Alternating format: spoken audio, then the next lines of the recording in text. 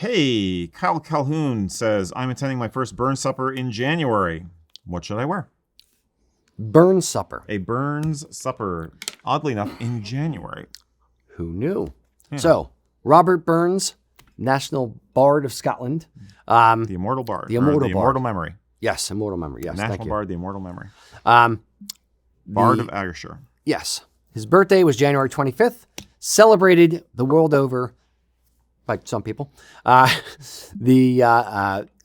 Burns Night and Burn Suppers, you gorge yourself on haggis and neeps and tatties and delicious, delicious whiskeys.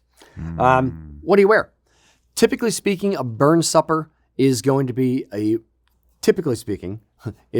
little bit more casual. It's more of a party type atmosphere. It's going to be, singing. It's going to be not singing necessarily, but poetry reading. There's going to be singing. It's going to be dancing, frivolity, if you will. So it's not generally speaking, a Prince Charlie formal type level event. Although I would double check with the host on whatever event you're going to, what they are considering the dress for the evening. And it's anywhere from, jeans and a t-shirt if you're just having a local one, just to celebrate and do something, all the way up to formal. But most kind of fall into smart day wear kind of category. Right. Eric, what are your thoughts? Exactly what he said. Basically tweeds are usually the go-to. In terms of tartan or colors or anything, it's personal preference. I personally like something a little warmer because it's winter, so I like to veer more towards browns and reds and such, and just warmer tones because my perfect burn supper is held in a very rustic setting by candlelight. You kind of roaring get that fire. Yes. Oh my gosh, I wish. But peat smoke. I've definitely been at one with candlelight, never with an actual fire in the fireplace at the same time. But it's that kind of feel. It's supposed to be cozy. It's supposed to be, like you said, it's kind of rustic because that was Burns's attitude and his background, his personal background. So tweeds are basically the way to go. Something that feels elegant but not ostentatious. What we would call smart day wear, even though it's in the evening. Yeah, sporran wise, what would you wear? Hunting to a burn supper. I was going to say hunting as well. Hunting sporran would be very, very smart, especially with tweeds. Jacket and vest, or just vest if it's going to be indoors and you tend to overheat a little bit. I would say, you can wear a plain dress shirt, a plain white dress shirt, plain blue, like a pale blue dress shirt, or tattersall or something like that. Hose, just nice pair of kilt hose. Tone with the color of the kilt, tone with the color of the tweed, something to that effect. Yeah. Hunting sporran or a nice day wear sporran. Mm-hmm. Hopefully not too beat up. Nice belt and buckle.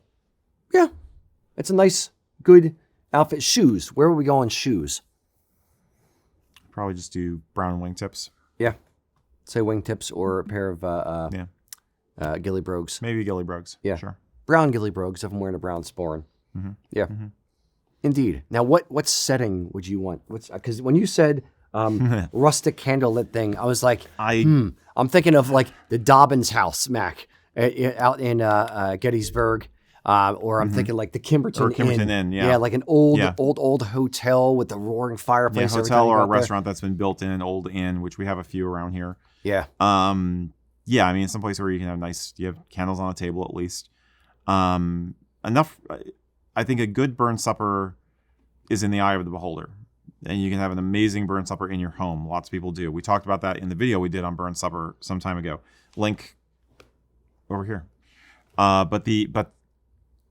can do it in your home. But again, it's supposed to be cozy. So I think a nice restaurant like that where you've got that kind of candlelight atmosphere and you have enough room, because ideally you want to be able to get up and do the Auld Lang Syne singing at the end, where you cross arms and do that, so there is singing. And you want to have enough room for the pipe for the procession to come in and out without any hassle. Like when we went to the casual one at Sly Fox, I remember them trying to, wingle around the tables and the crowds because it was packed, and just excuse me, important thing happening now. So I think, a good size venue. If your local Celtic society is hosting it, or a Masonic Lodge is hosting it, or St. Andrew's Society, It's going to be whatever venue that they've got access to. Yeah, but you don't even have to have a full venue to have one. Like I know Ian hosts one in a warehouse. Yeah, Ian hosts a local one just for a few of his friends kind of thing. And he said like nobody really gets dressed up. It's just something fun to do. Read a little bit of poetry. I think he's one of 2 people that wear a kilt to it. And it's just a fun thing for friends to do on a Saturday night kind of thing. So, yeah. I wish I had the whole address memorized. I came close at one point. Ian's address, I can get that. It's fine. Right. Ian's address memorized so I can just have my nose up against the window. Ian, let me in. I want haggis.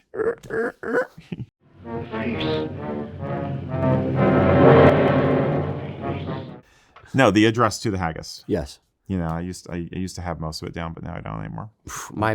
I could never memorize an entire speech like that. Nope. I think I could do it. More power to you. I should try it. But yeah. Indeed. Like, what's the shortest poem Burns has? Is it 2 lines? Is it a haiku? Maybe. Yeah. Maybe a haiku. That's about the extent of my memorization skills. Remember, guys, the thing to focus on at a burn supper is having fun. It's about enjoying the company of good friends, good drink, good food, and good music. So whether you have a small burn supper in your house or you go out to a huge party, have a good time. You know Burns would.